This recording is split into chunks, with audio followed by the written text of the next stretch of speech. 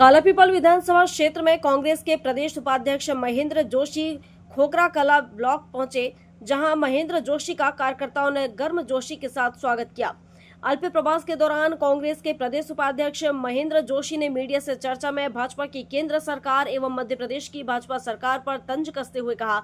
मध्य प्रदेश के मुख्यमंत्री रहे शिवराज सिंह चौहान पर जोशी ने कहा कि केंद्रीय मंत्री शिवराज सिंह चौहान जो बयान दिया उन्होंने किसानों की आय 8 गुना हुई है, उस पर जोशी ने कहा, शिवराज सिंह जी अगर हमारे जख्मों पर मलहम नहीं लगा सकते तो कम से कम नमक लगाने का काम तो मत कीजिए।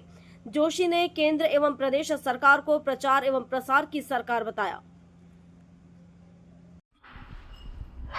स्वाभाविक रूप से हमारे एक केंद्र में अगर आप देखें, चाहे वो किसानी का मसला हो या वो भारत के संपूर्ण जीवन के हर पक्ष में डीजल और पेट्रोल की ये दिनचर्या की ज़रूरत है। अब दुर्भाग्य से जो अंतर्राष्ट्रीय स्तर पर जो घटनाएं घटी हैं उसका सीधा प्रभाव भारत के ऊपर भी पड़ रहा है।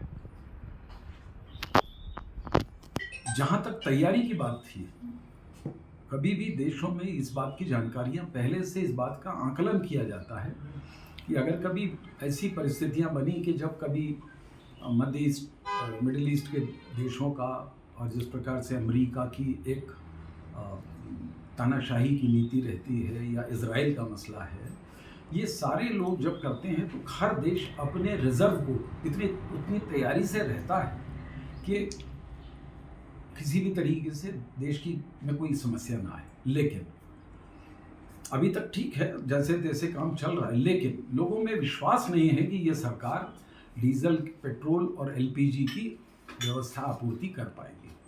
रोज अफवाहें उड़ती हैं और उन पर तभी लोग विश्वास करते हैं जब जनता सरकार पर भरोसा नहीं करती, तब अफवाहें उड़ती हैं और अफवाहों पर लोग विश्वास करते हैं और लंबी लंबी लाइनें लग रही हैं। ये एक बड़ा कारण है। मैं आपको दूसरी बात भी कहना चाहूँगा, भारत की विदेश नीति इसके लिए बहुत जिम्मेदार है। हम लोगों को ईरान हमारा परंपरागत मित्र रहा है, जिसने हमेशा हमारी मदद करी। रूस हमारा मित्र रहा है, लेकिन मोदी साहब ने इस पूरी विदेश नीति को तहस नहस करते हुए, जिस प्रकार से इजराइल 2 दिन पहले जा करके और वहाँ जा करके उनको फादरलैंड और हमको मदरलैंड बता करके और जाने क्या क्या बातें करके आए, इन सब चीज़ों से और भारतवर्ष वर्तमान में मैं दुख के साथ कह रहा हूँ कि अमेरिका के पूरी तरीके से उसकी तानाशाही का शिकार है। अमेरिका तय करता है कि हमारे देश के प्रधानमंत्री को क्या कहना है, कहाँ जाना है, क्या करना है। इन सब के कारण भारत का आम आदमी इन सब कठिनाइयों का सामना कर रहा है।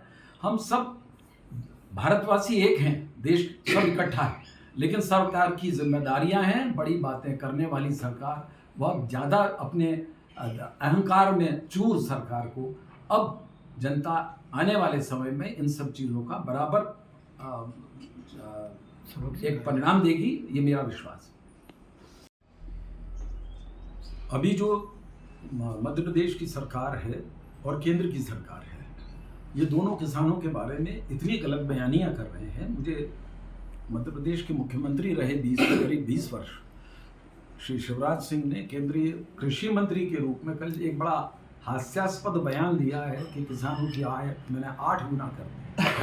मुझे लगता है कि इससे ज़्यादा गैर जिम्मेदार बयान हो नहीं सकता। शिवराज सिंह जी को थोड़ा सोच के बोलना चाहिए कि एक तो हमारे जख्मों पर तुम अगर मरहम नहीं लगा सकते तो कम से कम नमक मत छिड़को। इस प्रकार से लोग, जहां लोग अपने कर्जे नहीं चुका पा रहे, लोग परेशान हैं। 28 तारीख आ गई है, अब उसके बाद में अगर लोग बाग अपने बैंक नहीं भर पाए और अपना सब चुकता नहीं कर पाए तो उनकी बहुत परेशानियां आने वाले समय में खड़ी होंगी। एक दूसरा, सरकार की तैयारियां पूरी नहीं थी, उनके पास में बारदाना है नहीं, और अब बारदाने के टेंडर खोले गए जिनको आने में कितना वक्त लगेगा, तो 1 अप्रैल से जिस प्रकार खरीदी की बात थी वो भी अब संशय की अवस्था में आ गई है। सरकार जब भी कभी तैयारियों के बजाय केवल इवेंट के ऊपर काम करती है, लोगों में केवल प्रचार और प्रसार की सरकार है, इसका काम करने में, किसानों का हित करने में कोई भरोसा नहीं है। और जितना लेट हो रहा है, किसानों ने पौने दाम पर सारे व्यापारियों को बेचा है, क्योंकि उन्हें अपने बच्चों की फीस जमा करनी है, बच्चों की शादियां करनी है, घर दुनिया के कर्जे वापस करना है। किसान इस समय परेशान है और मध्य प्रदेश के मुख्यमंत्री जो कभी गुड़ की खेती करते हैं, कभी दूध का रकबा बढ़ाते हैं, इस प्रकार के, और उनके पता नहीं वो बंसीलाल जी कहाँ हैं, उनको सारी दुनिया ढूंढ रही है, लेकिन वो 50 क्विंटल गेहूं वाले बंसीलाल।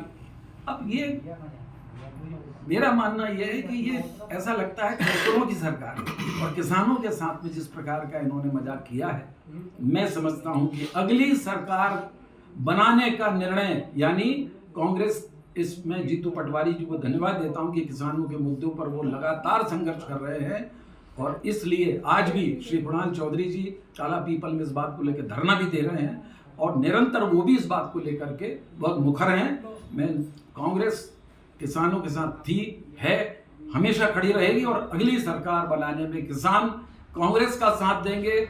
अपना खुद के हितों के लिए, अपने भविष्य के लिए आने वाले समय में बीजेपी की सरकार को उखाड़ के फेंकना होगा, यही मेरी बात है। काला पीपल से दिलीप महेश्वरी की रिपोर्ट।